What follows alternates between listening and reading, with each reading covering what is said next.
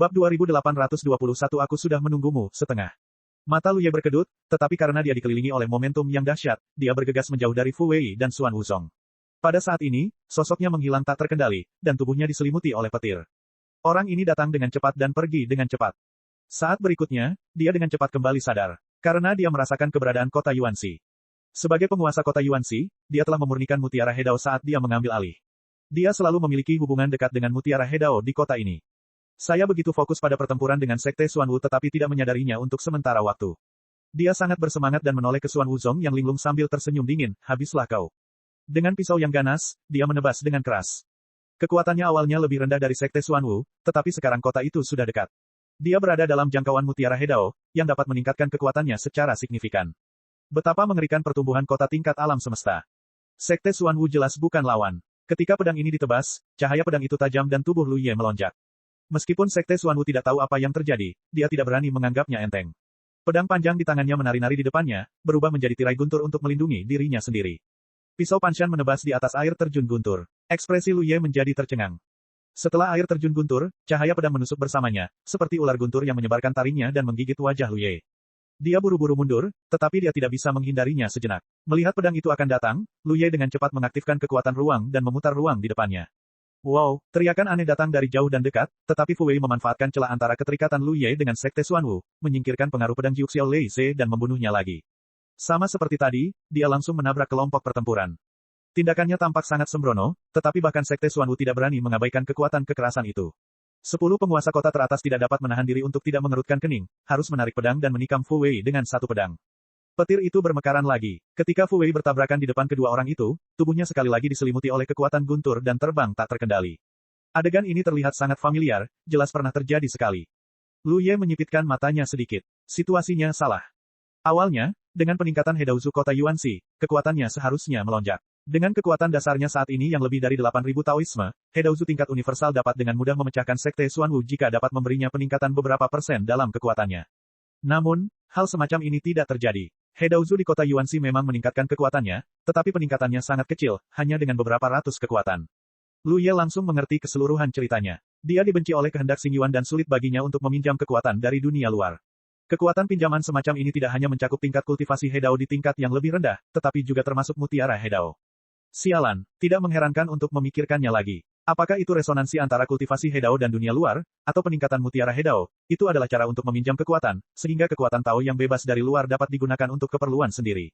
Resonansi tidak tersedia, dan peningkatan Hedaozu juga tidak bagus. Saat ini, kecerdasan spiritual Yuan belum sepenuhnya lahir, jadi bagaimanapun juga, itu tidak dapat sepenuhnya mengisolasi Lu Ye. Diperkirakan jika kecerdasan spiritual Yuan sepenuhnya lahir, jika Lu Ye benar-benar ditinggalkan olehnya, dia tidak akan mau meminjam kekuatan apapun dari dunia luar. Pikiran Lu Ye berkelebat di benaknya, dan Xuan Wuzong mengerutkan kening di sisi yang berlawanan. Baru saja ketika Lu Ye berbicara dengan liar, dia merasa seperti bencana akan datang. Terakhir kali dia merasa seperti ini adalah beberapa ratus ribu tahun yang lalu. Itu sebabnya dia tidak berani menahan diri dengan pedang itu. Tetapi menilai dari situasi saat ini, pihak lain tampaknya sedikit misterius. Meskipun kekuatan pihak lain telah meningkat sedikit, peningkatannya juga sangat terbatas. Setelah ragu-ragu sejenak, kedua belah pihak kembali sadar dan bertarung lagi.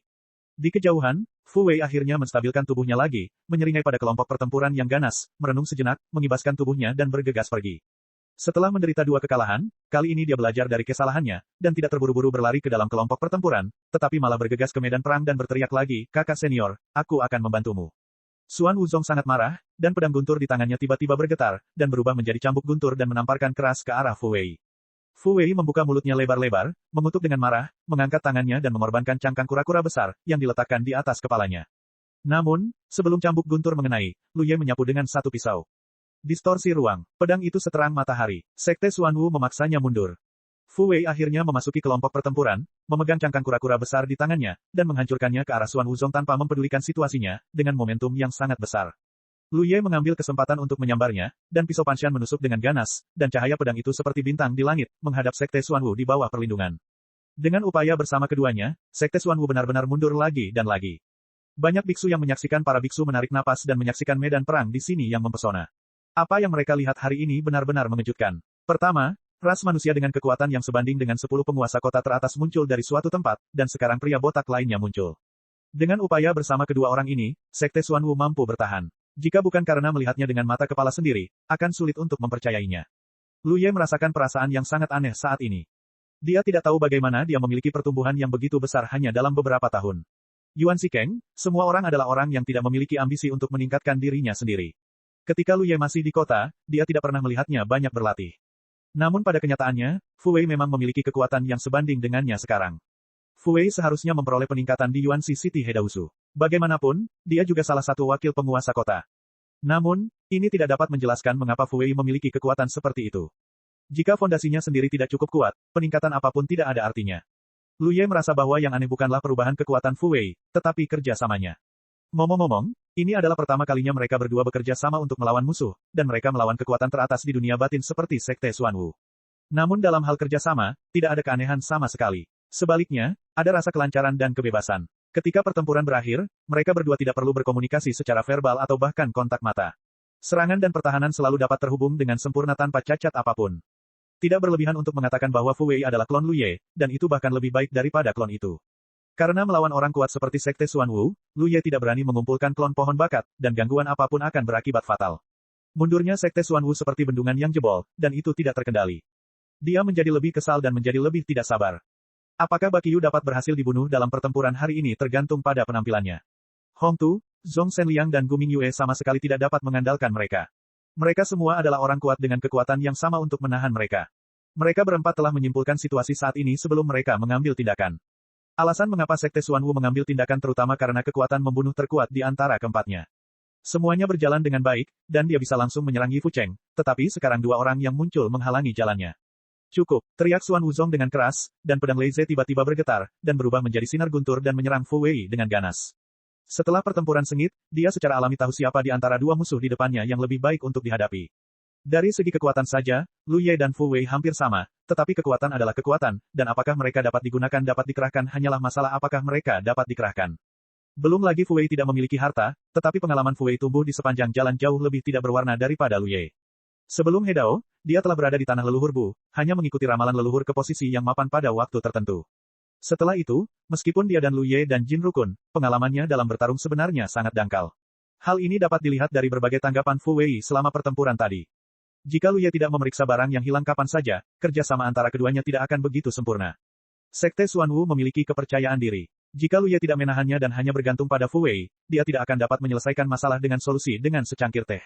Jadi dia harus berhadapan dengan Fu Wei terlebih dahulu. Ketika kekuatan guntur ini meledak, Fu Wei tidak dapat bereaksi sama sekali. Melihat guntur ungu menyerangnya, dia sama sekali tidak panik. Bentuk tubuhnya menjadi sedikit kabur dan mengeras lagi.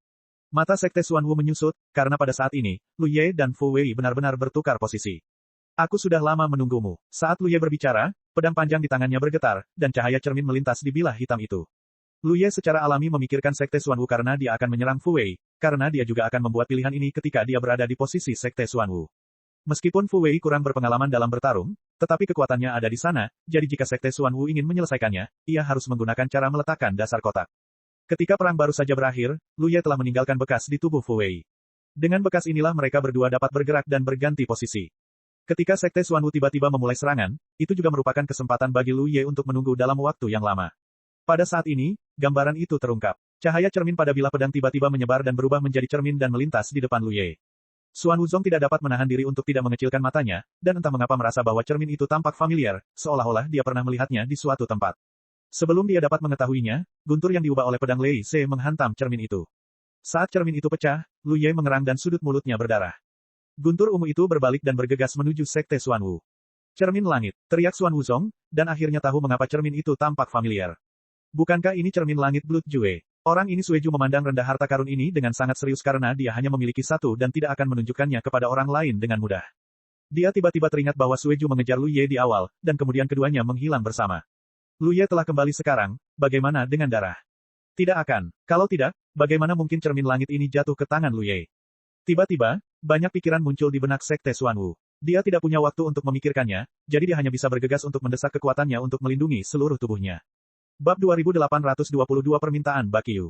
Sebagai salah satu dari 10 penguasa kota teratas, metodenya untuk berada di bawah kotak itu luar biasa. Serangan hebat ini agak tak tertahankan bagi Sekte Xuanwu sendiri. Satu-satunya hal yang membuatnya merasa senang adalah gerakan mematikan yang dipantulkan kembali oleh cermin langit, yang tampaknya lemah. Oleh karena itu, ia dengan cepat menyingkirkan pengaruh kekuatan guntur, tetapi pada saat yang sama, cahaya pedang telah mekar dalam penglihatannya. Serangan ganas ini tidak mungkin dihentikan oleh Sekte Xuanwu, jadi ia hanya bisa mundur dengan tergesa-gesa. Rasa sakit di dadaku, darah berceceran, dan aku sudah terluka. Ini adalah pertama kalinya ia terluka sejak berhadapan dengan Lu Ye. Xuan Wuzong sangat marah. Namun, sebelum ia bisa melawan, Lu Ye membunuhnya seperti belatung di tulang tarsalnya. Pedang di tangannya terus bergerak. Dalam trans cahaya pedang, ruang dan waktu tampaknya mulai kacau. Fu Wei lain datang dari samping. Ketiga sosok itu saling berhadapan lagi, dan situasinya sudah berbeda. Wajah Xuan Wuzong menjadi semakin serius, hanya karena dia merasa ada jejak kekuatan yang sangat aneh melilit lukanya. Kekuatan ini seperti sepasang tangan besar yang tak terlihat, terus-menerus merobek lukanya, membuatnya sulit untuk pulih. Akan baik-baik saja jika seperti ini, tetapi kuncinya adalah ada erosi eksternal di tubuhnya, yang tampaknya merupakan racun yang tidak dapat dijelaskan, yang membuat aliran ki, darah, dan kekuatan Tao-nya mandek. Tiba-tiba, dia teringat berita yang dia temukan dari para biksu dari suku kedua darah serangga yang telah melarikan diri. Ras manusia Lu Ye meracuni sejumlah besar orang kuat di wilayah klan darah. Awalnya, ketika dia mendengar berita ini, dia sedikit tidak puas. Ketika kultivasinya mencapai levelnya, tidak mungkin racun apapun di dunia ini memengaruhinya. Sampai sekarang saya mengalaminya sendiri, saya menyadari bahwa racunnya begitu kuat sehingga bahkan dia tidak bisa mengabaikannya. Racun mengalir di tubuhnya. Kemanapun dia lewat, Xuan Wuzong merasa tubuhnya mati rasa. Cahaya pedang lain datang. Dia buru-buru menghindar dan berkeringat dingin. Jika Lu Ye mencincangnya, dia akan dikendalikan di mana-mana. Jika dia mencincangnya lagi, bukankah dia harus dibantai? Racun macam apa ini? Bahkan racun Lotus Phoenix tidak begitu ganas, kan?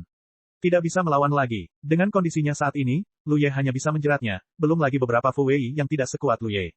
Itu hanya delusi untuk menerobos blokade kedua orang ini sendirian untuk menyelesaikan Bakyu. Dia bahkan mengatakan bahwa jika dia terus seperti ini, dia sendiri yang akan berada dalam bahaya. Dia selalu menjadi orang yang tegas. Karena dia tahu bahwa sesuatu tidak boleh dilakukan, dia tentu saja tidak memaksakannya. Pedang petir di tangannya tiba-tiba bergetar, dan seberkas petir tiba-tiba meledak, berubah menjadi bola petir, menutupi semua arah. Lu Ye dan Fu Wei keduanya mundur ke belakang. Ketika dia berdiri lagi, ekspresi Lu Ye menjadi aneh, karena ketika petir menghilang dalam penglihatannya, Xuan Wuzong telah berubah menjadi aliran cahaya dan melarikan diri ke kejauhan. Orang ini melarikan diri. Lu Ye tidak bisa menahan diri untuk tidak terlihat menyesal. Pada akhirnya, dia tidak dapat membunuh Xuan Wuzong. Namun, dia tahu dalam hatinya bahwa orang sekuat itu tidak bergantung pada belas kasihan orang lain. Dari awal hingga akhir, dia hanya memanfaatkan kesempatan untuk melukai Sekte Xuanwu, dan dengan bantuan kekuatan cermin langit, dia mengejutkan pihak lain. Jalan. Setelah berlari langsung, Xuan Wuzong menyambutnya dari jauh. Sekte Xuanwu, kau, Hongtu sangat marah hingga setengah tidak menyangka, tetapi dia tidak punya pilihan selain mengerahkan kekuatan dengan ganas, dan dia diserang oleh Raja Naga, menyingkirkan lingkaran pertempuran, bergegas ke arah lain, dan memuntahkan darah saat berlari.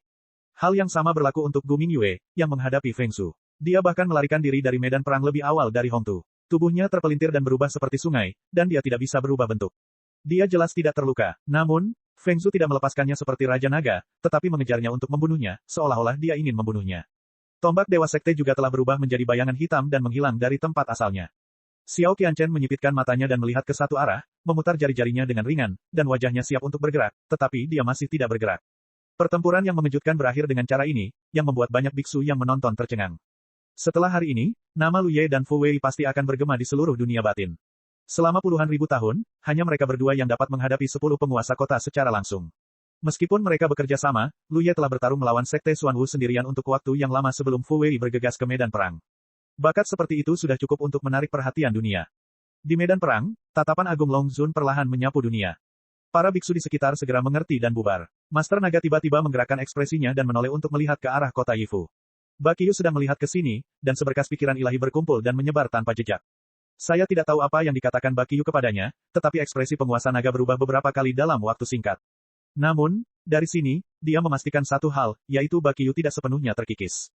Tuan Feng telah mengamati kondisi Bakyu sebelumnya dan membuat penilaian ini. Sekarang tampaknya Bakyu sengaja melakukannya. Dia tidak menanggapi, tetapi hanya mendesah pelan. Murid telah melihat Tuan Naga. Lu Ye sudah terbang mendekat dan membungkuk dengan tinjunya. Long Zun menatap Lu Ye dari atas ke bawah, seolah-olah dia tidak mengenalnya. Setelah beberapa saat, dia mengangguk sedikit dan menepuk bahunya. Anak baik, aku tidak tahu kapan kamu memiliki kekuatan seperti itu. Aku diam-diam kagum bahwa aku layak menjadi orang yang dipilih oleh leluhurku. Tingkat pertumbuhan semacam ini di luar imajinasi. Kamu harus tahu bahwa ketika aku pertama kali bertemu Lu Ye, pihak lain hanya mampu mengolah Taoisme. Dalam beberapa tahun saja, aku telah memenuhi syarat untuk bersaing dengan orang kuat seperti Sekte Xuanwu. Dalam pertempuran hari ini, jika Lu Ye tidak muncul tepat waktu, Bakyu akan sedikit berbahaya. Ada banyak hal yang ingin dikatakan dan ditanyakan, tetapi sekarang bukan saat yang tepat.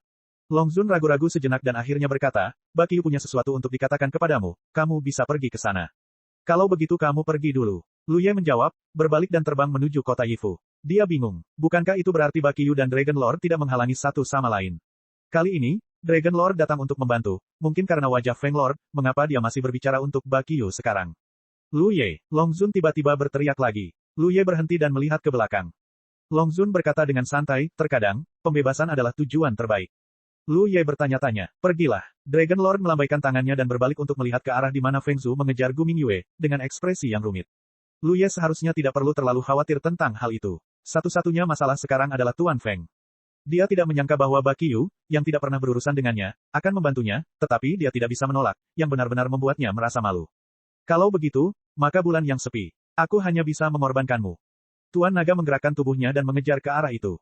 Yifu Cheng, Fu Wei berjongkok di depan Ba dengan wajah sedih, dan memasukkan semua jenis pil penyembuh di tangannya ke mulut Ba seolah-olah itu tidak berharga, dan berkata sambil memasukkannya, leluhur tua, kamu pasti tidak ada hubungannya. Klan Bu sendiri hanya memiliki sedikit orang, dan seluruh Xingyuan adalah mereka berdua. Jika sesuatu terjadi pada leluhur, dia akan ditinggalkan sendirian di seluruh klan Bu. Seberapa sepi, Baxia terluka dan napasnya lemah, tetapi dia mengangkat tangannya untuk menamparkan dahi Fu Wei, jika kau memberiku lebih banyak pil spiritual, sesuatu benar-benar akan terjadi pada leluhurku.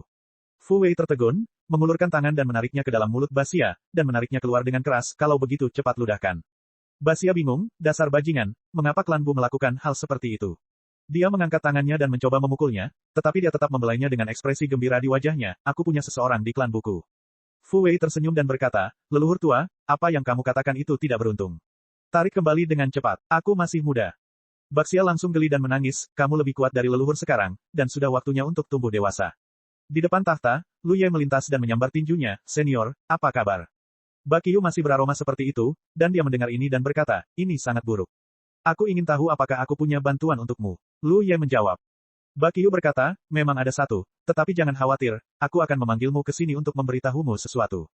Tolong beri aku saran. Ayo, saat Bakyu berbicara, dia mengangkat jarinya, dan sedikit fluoresensi bersinar di ujung jarinya.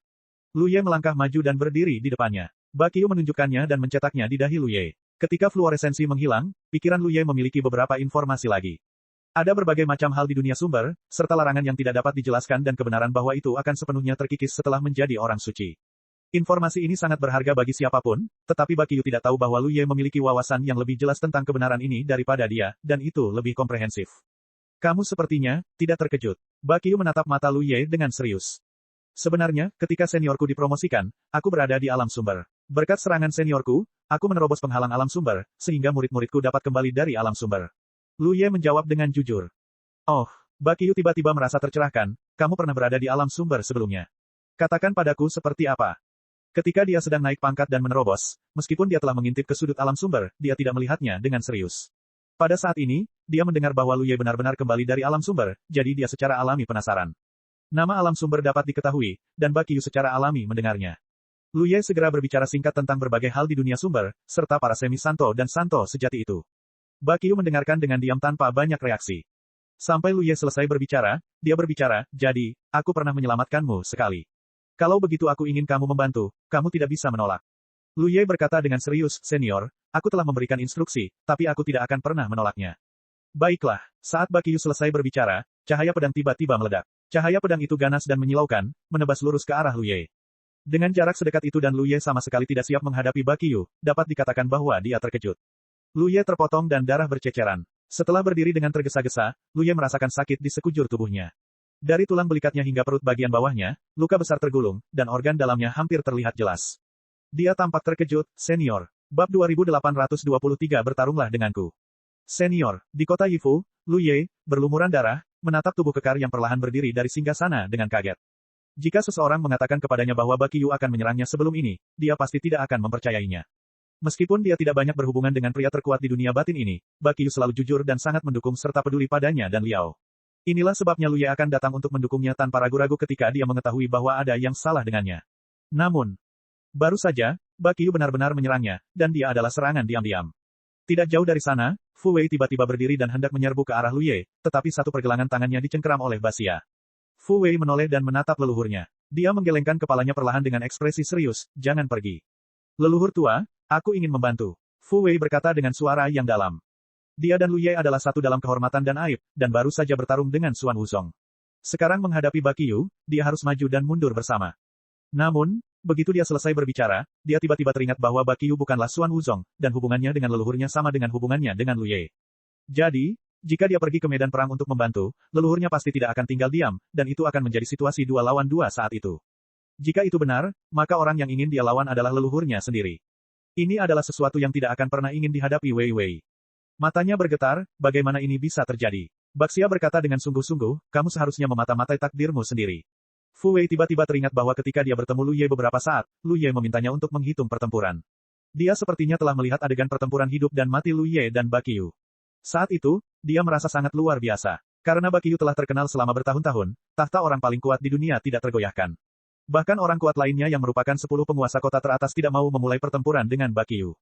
Lu Ye hanyalah perpaduan yang tidak dikenal dan tidak dikenal saat itu. Bagaimana dia bisa melawan orang sekuat itu dalam hidup dan mati? Ternyata itu harusnya ada di sini. Kenapa? Fu Wei tampak sedikit kesakitan, menatap leluhurnya, mengapa ini terjadi, mengapa seperti ini? Mengapa seperti ini? Mendominasi tersenyum lembut dan menepuk punggung tangannya, bagus untuk dilihat. Di depan tahta, Bakiyu tinggi dan menunjuk Lu Ye dengan pisau besar di tangannya, bertarunglah denganku. Wajah Lu Ye tenang, apakah ini yang seniorku ingin aku bantu? Tidak buruk, Bakiyu mengangguk, aku sudah lama menunggu hari ini. Kupikir aku harus menunggu beberapa tahun lagi, tetapi sekarang tampaknya tingkat pertumbuhanmu melampaui harapan. Sekarang kau memenuhi syarat untuk melawanku. Ekspresi Lu Ye sedikit aneh, senior, kau mungkin bukan lawanku sekarang. Mengapa tidak menunggu sampai lukamu pulih? Gagal maju pasti akan berdampak besar pada Bakiyu. Kalau tidak, dalam pertempuran besar seperti sekarang, dia tidak akan bisa berdiri diam di kota dan menonton.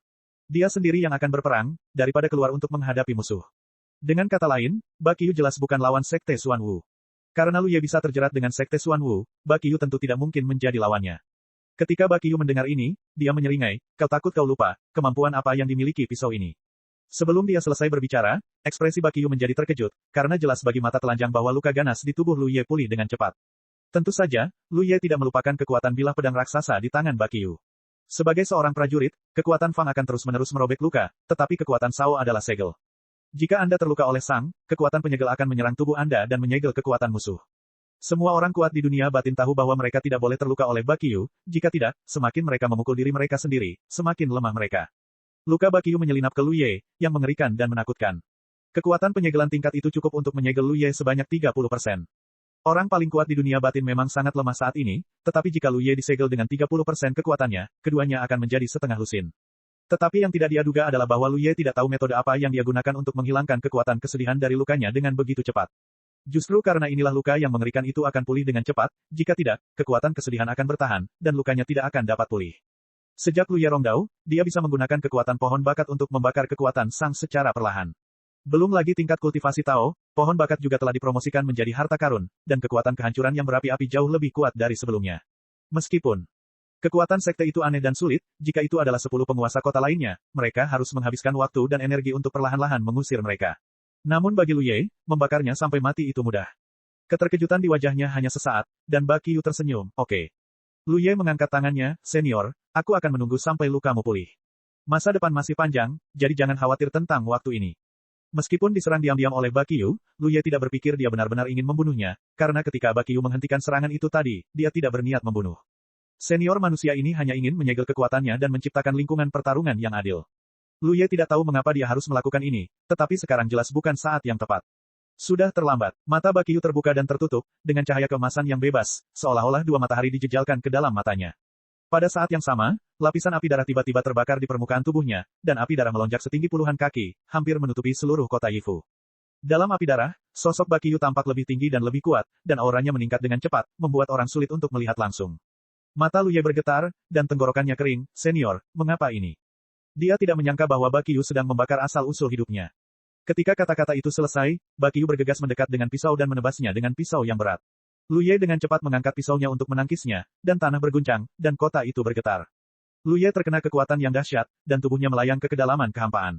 Bakiyu mengikutinya seperti bayangan, dan bila raksasa itu diletakkan di pisau Panshan, menatap mata Lu Ye dengan cahaya kemasan, aku tidak akan menahan diri. Jika kamu tidak bisa membunuhku, kamu akan mati. Tidak seperti ketika dia baru saja menyerang, Lu Ye merasakan ide membunuh yang sangat jelas dari Bakiyu saat ini. Dia segera mengerti bahwa kata-kata Bakiyu tidak diucapkan, tetapi dia benar-benar akan melakukan ini. Yang dia inginkan bukanlah pertempuran, tetapi pertempuran antara hidup dan mati. Dia telah memberikan semua uangnya, dan pertempuran ini akan menjadi pertempuran terakhir bagi orang terkuat di dunia batin. Setelah pertempuran ini, Bakyu, yang menang atau kalah, tidak dapat bertahan hidup. Tetapi, Lu Ye tidak dapat mengerti mengapa dia melakukan ini. Tidak ada kebencian di antara mereka, dan bahkan dikatakan bahwa Lu Ye sangat berterima kasih kepada Bakyu, dan dia membantunya untuk membebaskannya sekarang. Jika dia berkata akan membalas kebaikannya dengan kebencian, Bakyu tidak akan memiliki kepribadian seperti itu. Seolah melihat keraguan di hatinya, Bakyu perlahan berbicara, ketika saya dipromosikan, saya telah memata-matai kebenaran, jadi saya memotong fondasi saya. Lu Ye terkejut dan akhirnya mengerti. Tampaknya dia benar sebelumnya. Dia pikir Bakyu baru saja memotong jalannya menuju promosi, jadi Yuan sangat marah. Tetapi sekarang saya menyadari bahwa situasinya lebih buruk dari yang dia kira. Bakyu tidak hanya menghancurkan promosi kali ini, tetapi juga fondasinya sendiri. Jika itu tidak memaksa saya, Bakyu tidak akan pernah melakukannya. Karena dia melakukan ini, artinya, situasi saat itu membuatnya tidak punya pilihan. Hanya dengan melakukan ini, ia bisa terbebas dari kejatuhan. Jika seorang biksu memotong fondasinya sendiri, bahkan jika dia menyelamatkan hidupnya, dia tidak akan pernah memiliki masa depan di masa depan. Selain itu, seiring berjalannya waktu, kekuatannya akan semakin melemah, hingga mencapai batasnya. Bagaimana mungkin orang seperti Bakyu membiarkan dirinya layu perlahan seperti bunga di akhir musim gugur? Pertarungan dengan Lu Ye ini adalah mekarnya bunga terakhir dan paling menarik dalam hidupnya, dan itu adalah sesuatu yang sangat dia inginkan. Dia pasti tidak ingin memberikan penjelasan ini, tetapi jika Lu Ye tidak mengetahui kebenarannya, dia tidak akan dapat menikmati pertarungan tersebut. Mata Lu Ye dipenuhi dengan rasa sakit, dan tubuhnya perlahan stabil di bawah kekuatan yang besar, dan berkata dengan suara yang dalam, saya mengerti. Dia menghela napas dan ketika dia membuka matanya lagi, Lu Ye tampak serius, senior, berikan segalanya. Ketika kata-kata itu selesai, cahaya pisau meledak dari pedang Panshan dan menebas dengan pisau yang ganas. Tubuh Bakyu terpotong, dan wajahnya menunjukkan ekspresi memuji, tetapi niat membunuh di matanya menjadi lebih kuat. Dia buru-buru menstabilkan tubuhnya dan menebasnya dengan sebilah pedang. Kekuatan Tao melonjak, dan hanya satu benturan menyebabkan kekosongan di segala arah terpelintir.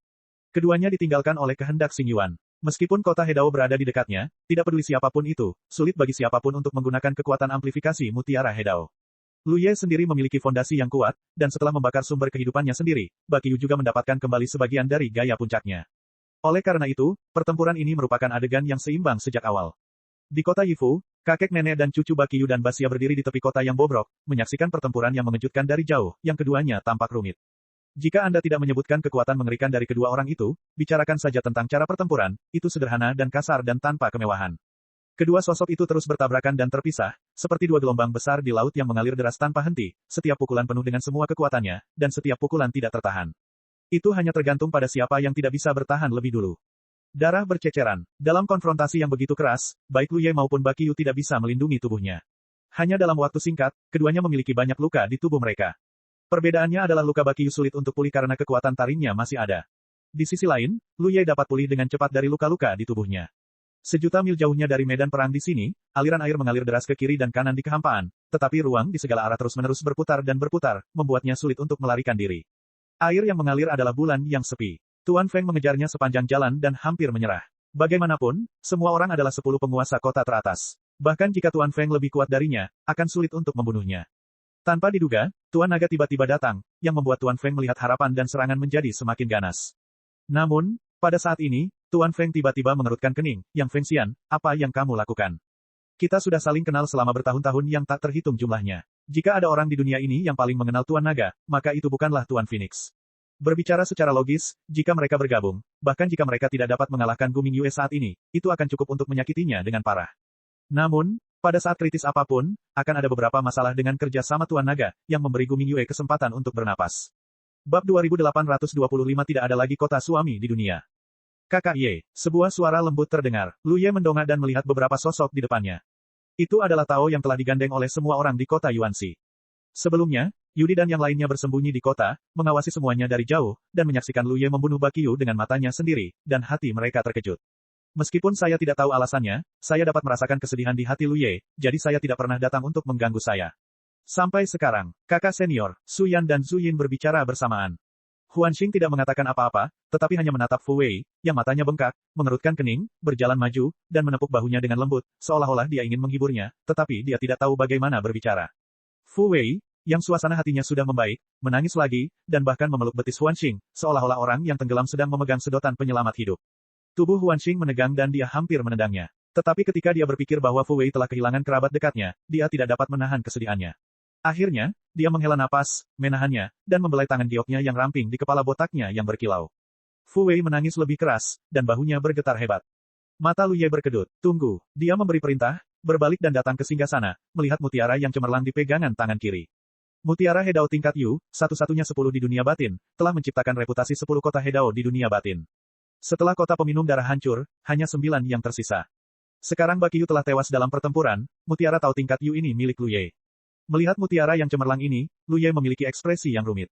Awalnya, setelah tingkat ke-8 teknik rahasia dunia kecil selesai, dia harus mulai mengumpulkan lebih banyak pecahan Hedaozu dan menemukan cara untuk meningkatkan Hedaozu dunia kecil ke tingkat Yu.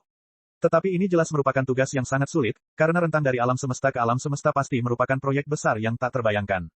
Itu hanya bergantung pada serangan kota Hedao lainnya untuk mengumpulkan dana. Lu Ye mengira akan butuh setidaknya beberapa tahun baginya untuk mengatakan bahwa itu akan memakan waktu beberapa tahun. Ini adalah premis untuk cukup beruntung untuk menerobos kota tingkat alam semesta. Selain itu, dia tidak tahu apakah dia bisa mendorong manik Hedao-nya ke tingkat tertinggi hanya dengan mengandalkan pecahan manik Hedao biasa, karena di dunia batin, jika manik Hedao ingin dipromosikan ke tingkat tertinggi, dia harus memiliki pecahan inti manik Hedao. Ini juga alasan mengapa selalu hanya ada 10 kota Hedao tingkat surgawi di dunia batin sepanjang zaman, karena ketika harta mutiara Hedao hancur, hanya ada 10 pecahan inti. Yuan Shi bertekad untuk membangun kota Hedao teratas, yang berada di atas 10 besar, tetapi dia tahu dalam hatinya bahwa itu hanya pepatah.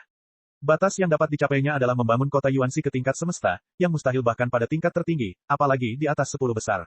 Itulah sebabnya dia menyetujui permintaan Nichilian saat itu, karena dalam keadaan normal, titik akhir kota Yuan Shi ditingkatkan ke tingkat semesta. Bagi Lu Ye, semua kekhawatirannya sebelumnya terhapus saat ini. Selama dia dapat memurnikan semua pecahan mutiara Hedao di depannya, maka mutiara Hedao di dunianya sendiri pasti akan dipromosikan ke tingkat Yu.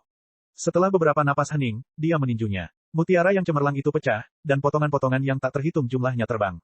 Lu Ye mengangkat tangannya dan mengepalkan tinjunya. Waktu tampaknya mandek, dan pecahan-pecahan langit membeku di udara. Matanya segera melihat ke suatu tempat, dan ada sebuah pecahan di lokasi itu, yang tampaknya tidak berbeda dari pecahan-pecahan lainnya, tetapi tampaknya itu adalah sesuatu yang tidak biasa. Salah satu fragmen inti Hedaozu. Lu Ye mengangkat tangannya dan menyambar semua fragmen yang terkumpul ke arahnya dan berkumpul di depannya. Kota Yifu berguncang. Sebelum Lu Ye sempat bereaksi terhadap apa yang terjadi, kota kecil yang bobrok itu tiba-tiba hancur berantakan, berubah menjadi potongan-potongan puing, beterbangan di sekitar. Hanya beberapa sosok yang berdiri di udara. Lu Ye menghela nafas, Bakyu tewas dalam pertempuran, dan kota Yifu juga hancur dengan hancurnya mutiara Hedao. Mulai sekarang, dunia batin yang besar ini tidak akan lagi memiliki gaya kota ini. Ketika Lu Ye kembali ke orang-orang kota Yuan Shi dengan sebuah bungkusan besar, dia melihat bahwa tangan kecilnya, yang awalnya membelai kepala Fu Wei yang berkilau, mencengkeram telinganya dan mengangkatnya. Mata Fu Wei masih merah dan bengkak, dan dia menyeringai. Di samping Huan Xing, Su Yan sedang bermain dengan harta karun yang tampak seperti bulan sabit karena terkejut. Di atas harta karun itu, ada cahaya yang tidak dapat dijelaskan mengalir. Roda bulan cerah. Lu Ye melihat benda di tangan Su Yan. Harta karun ini direnggut dari keajaiban langit berbintang, jadi dia secara alami mengenalnya.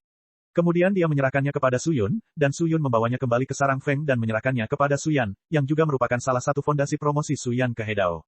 Namun, melihatmu hari ini, roda bulan tampaknya mengalami beberapa perubahan. Su Yan berkata, kakak senior, tampaknya mendebarkan. Hah, Lu Ye tertegun, mari kita lihat. Sambil berbicara, dia mengambil roda Mingyue dari Su Yan dan melihatnya sebentar, ekspresinya menjadi rumit. Dia menyerahkan harta karun itu kembali kepada Su Yan, mari kita dibesarkan dengan baik. Mungkin suatu hari, harta karun itu benar-benar akan mengembalikan pesona harta karun itu. Su Yan mengangguk sedikit. Harta karun di tangannya memiliki kesempatan untuk mengembalikan gaya harta karun itu. Dia sudah melihatnya ketika dia menyempurnakannya, tetapi tidak ada pergerakan selama bertahun-tahun hingga sekarang. Roda Mingyue dipatahkan oleh Bakyu saat itu. Sebelum rusak, seharusnya ada firasat tentang nasibnya. Harta karun di tangan Su Yan adalah yang terakhir dibiarkan, dan meninggalkan sebagian asal-usulnya sendiri. Oleh karena itu, dibandingkan dengan harta karun roda Mingyue lainnya, yang ada di tangannya ini adalah satu-satunya yang memiliki potensi pertumbuhan. Meskipun jumlah harta karun di jurang bintang ini tidak terlalu sedikit, tidak banyak, tetapi semua orang tahu bahwa harta karun tidak dapat ditundukkan oleh siapapun. Bahkan orang-orang kuat seperti 10 penguasa kota teratas pada dasarnya hanyalah satu bagian dari mereka. Penyerahan setiap harta karun membutuhkan banyak energi dan waktu yang lama. Harta karun pamungkas dapat dikatakan sebagai harta karun terkuat yang dapat dikuasai oleh para biksu, dan juga merupakan harta karun dengan kualitas tertinggi di alam semesta ini. Lu Ye menghela napas, dalam keajaiban itu, sebelum roda Mingyue bertarung dengan Bakyu, ia telah datang kepadaku dan mempercayakan sesuatu kepadaku. Fu Wei tidak dapat menahan diri untuk tidak menoleh, matanya yang bengkak penuh dengan rasa ingin tahu, apa yang diinginkannya dari kakak seniornya. Ia juga hadir ketika ia bertarung untuk harta karun putaran Mingyue. Pada saat itulah ia bertemu dengan Lu Ye dalam keajaiban itu dan menemukan takdirnya sendiri. Roda Mingyue akan membantunya membalas dendam suatu hari nanti. Lu Ye menghela napas lega.